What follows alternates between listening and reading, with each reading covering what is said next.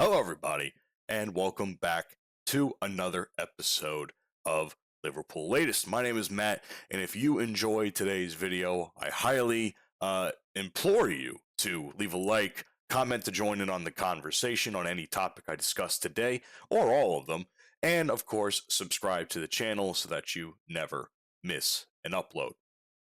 First and foremost, we'll get the easy stuff out of the way today. Liverpool women's team, something I have been talking about quite a bit over the course of the last couple of weeks on and off. It seems as though things just keep getting worse for them. In their last 11 games, they have 0 wins and sit at the bottom of the table of their league on just 3 points with 8 goals scored. I'd be honest with you in saying, holy crap, this is terrible. And because of that, they are facing relegation to whatever league is underneath the women's, I guess it was Women's Super League it's called. I don't entirely know, to be honest with you.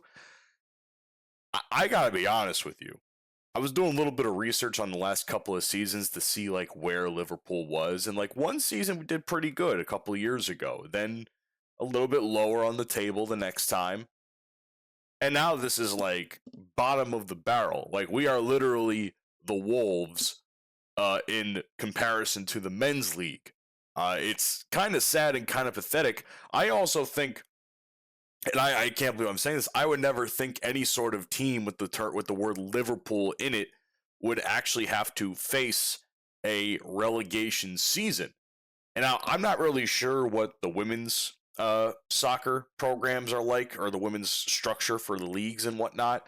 I can only imagine that it's similar to the Premier League in the sense that there's multiple levels, and you have to obviously get in the upper echelon to continue to move on to get to the Premier League, which is the highest of them all.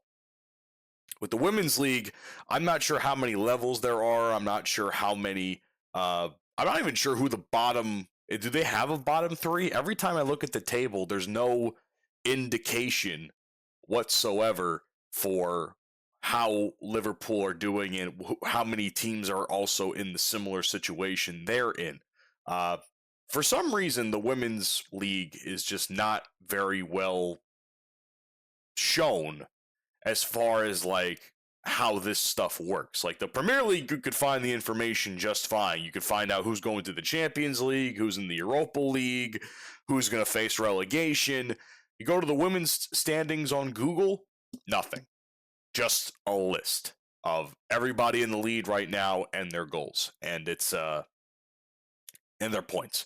So I'm not really sure who's with us in this relegation battle, but it seems like there is there is the potential to face relegation at the end of the season, which is already half over, just like the men's. It seems as though the problem with the women's team is not just about the defense, it's about scoring goals. I've talked about this woman quite a bit.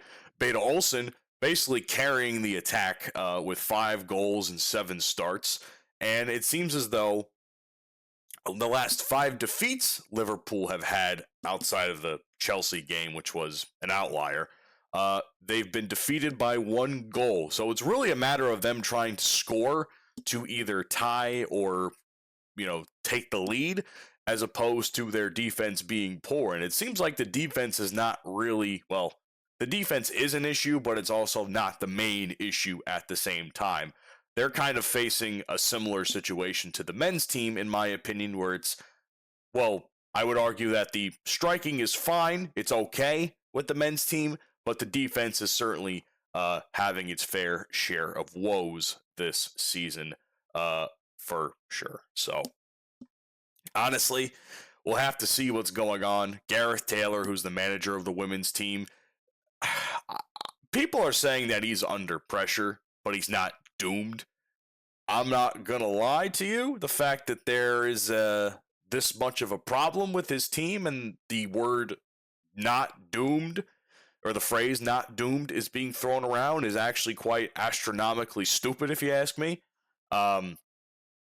I don't know how a manager can have no wins in the season and be not doomed for his job. That is just asinine, if you ask me. It's almost as asinine as some of Arne Slot's choices that he's made throughout the course of the season. So hopefully, it seems like they also are facing the same thing with the January transfer window.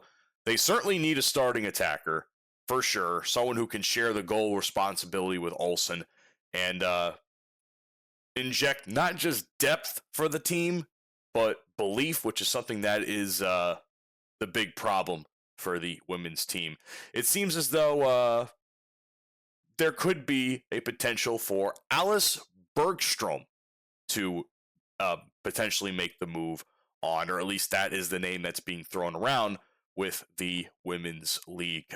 So the outlook is looking grim, very grim, but it's not completely hopeless, which I'm not sure how someone could read anything I'm saying here or listen to anything I'm saying and say that this is not a hopeless situation for the Liverpool women's team.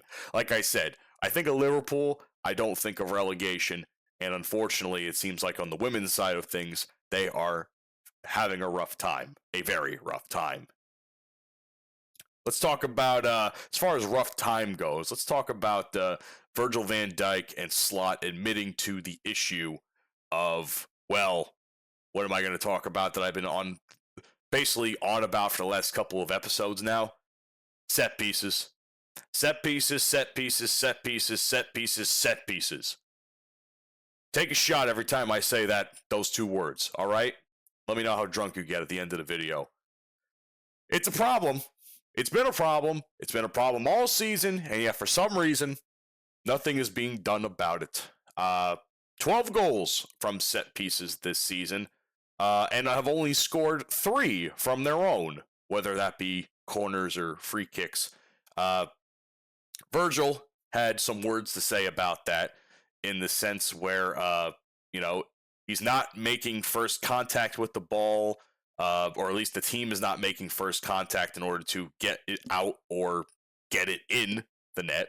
And he says it's not something that's a purely tactical issue, which I think is bullshit. I think a lot of the times players are completely out of where they should be. And I think, personally speaking, and maybe it's just me, I'm watching some of these corner kicks that we take, and I think the corner kicks are taken completely horribly. They're either way too out and wide, or they're just, some of them are actually not too bad. They're narrow enough where Virgil or Konate or somebody can get in there and get involved. But honestly, we'll never see set pieces, or at least corner kicks, from my personal viewing experience, as good as Trent's. Trent's was obviously, to me, the biggest loss when we lost him last season. And the fact that we can't score on them anymore because, frankly, I don't think anybody's doing a very good job taking them to begin with is a problem in itself. And, of course, Virgil is saying that it's not a mental lapse, but it is a responsibility shared across the entire locker room or the dressing room. He said the confidence is not gone, but the team should take collective accountability, as they should, because when both sides of your set piece agenda are essentially in the shitter, you kind of have to look at yourself and be like, oh God, what are we doing wrong? And I talked about this weeks ago.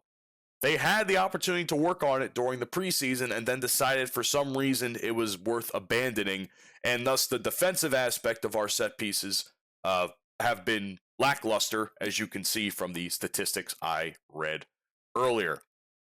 From Splot's perspective that people are allegedly ignoring, now keep in mind, I want people to say this. I got this particular take from the Daily Star, which I consider to be more of a tabloid type of news source, if you can call it news. That said, I'm not saying that anything that they're saying in this is necessarily wrong. I question whether or not it was actually being said or mentioned, but I'm not saying that the fact that they're talking about it is necessarily the wrong take to have.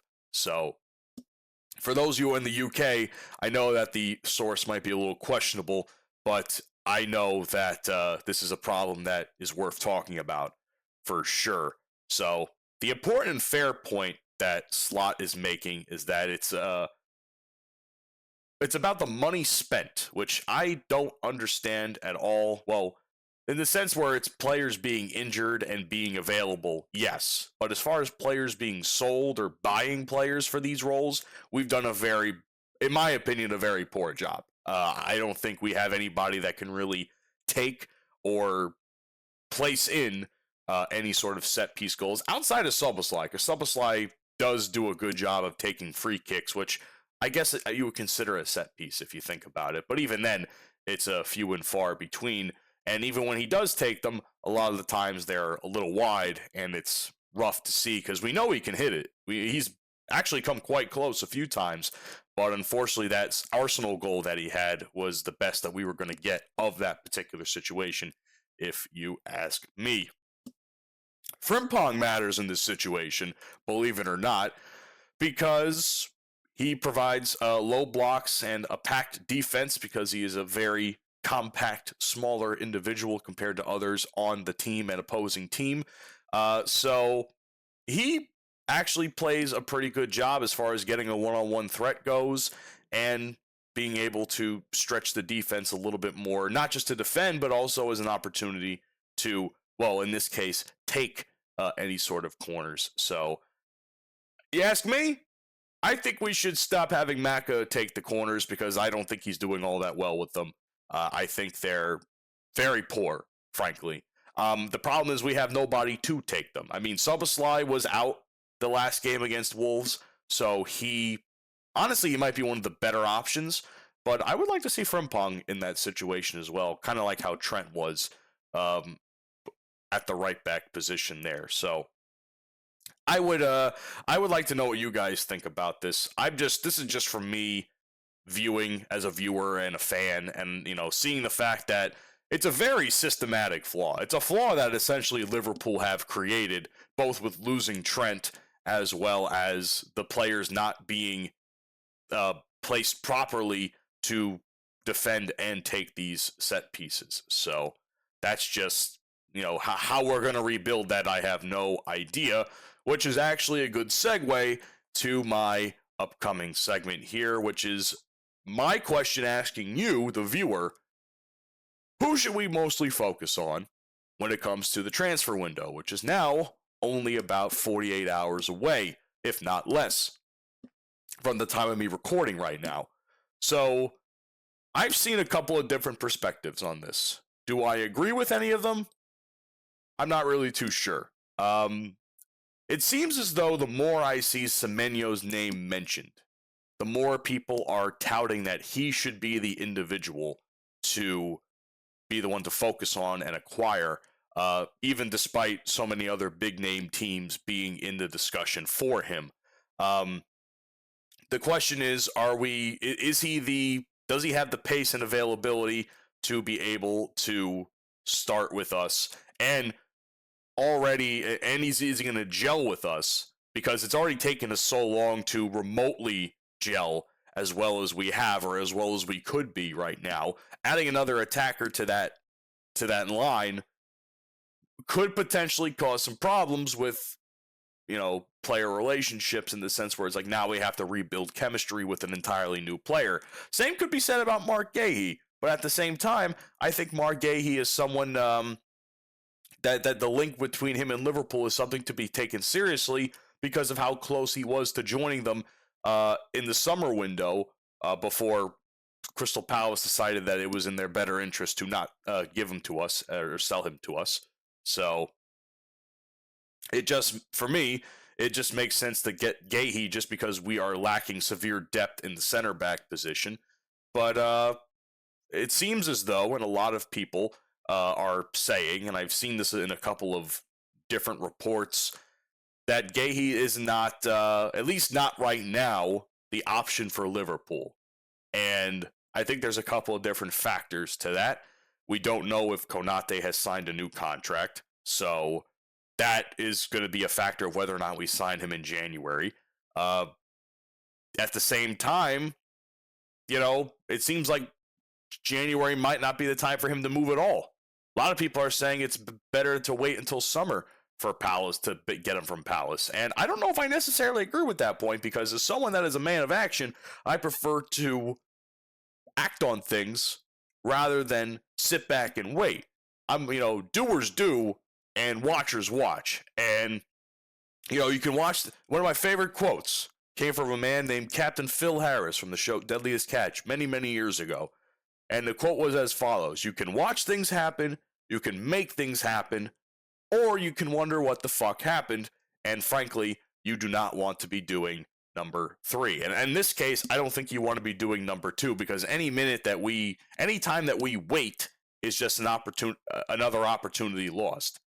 Like I said, Semenyo might not be coming with us in January. Might as well focus on trying to acquire Guéhi again, because, and I've said this previously, Crystal Palace are kind of middle of the road right now.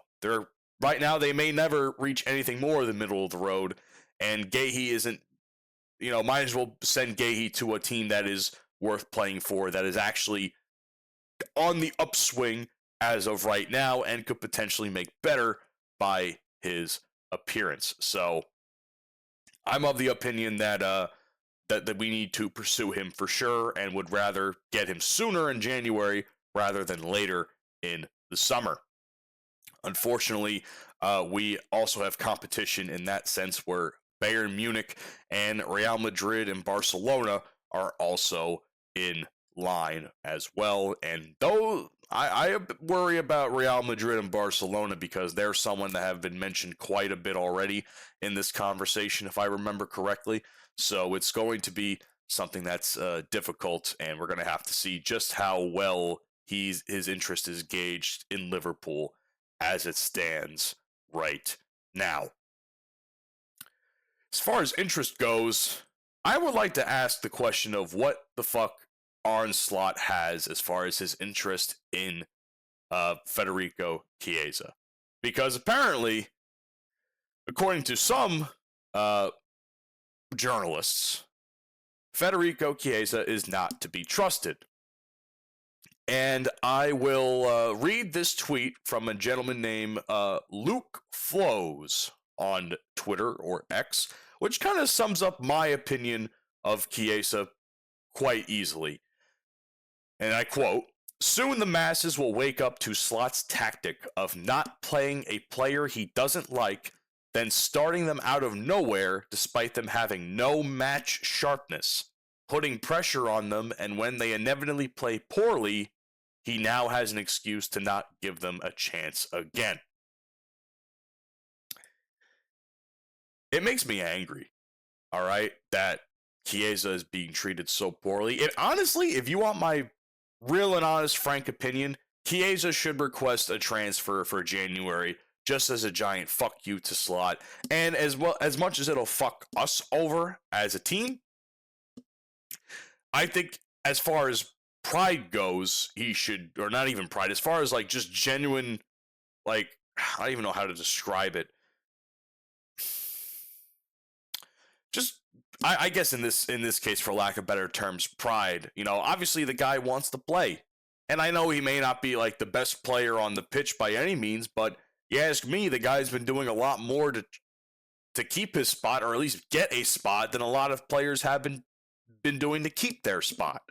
So I don't understand Slot's distrust of Chiesa when, and I'll once again rehash this, every time I've seen Chiesa on the field, whether it be this season or seasons previously, which is only one other one, he hasn't done all that bad. Like, I will reiterate again, the Carabao Cup final against Newcastle, where we lost, he was the only person on the team to score.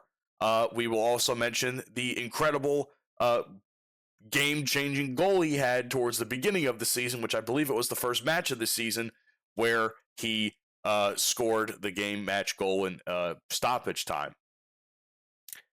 Not to mention saving Slot's job by having an absolutely incredible defense of a player. I forgot what game this was specifically, but the fact that he was even able to run as fast as he did all the way across the pitch, which, the ball or the player got past Allison and he stepped in there, stepped in front and stopped the ball is a miracle. It is a miracle because if you ask me, Arne Slot's job was gone right there. And people were praising Chiesa for that play, and he should have been praised for that play. But Slot seemed to be like, yeah, he did his job. He did what he was supposed to do. Like, give me a fucking break, guys. Like, seriously. So, I'm not saying Chiesa has to start, all right? I am not necessarily in the corner of Chiesa has to start every match. I believe he can start against weaker opponents to give him the reps he needs to become a more regular starter against teams like City, United, Arsenal, etc. But starting him in like the 85th minute of a match isn't going to get us where we need to be or isn't going to get him where he needs to be. Because if you're looking for fitness and if you're looking for sharpness, starting a player in the 80th minutes of the match are not going to do them any favors, in my honest opinion. Maybe if you actually thought to start players sooner instead of waiting for things to go horribly wrong, and this is me talking to Slot here, maybe they would actually be able to perform a lot better. But that's just my opinion.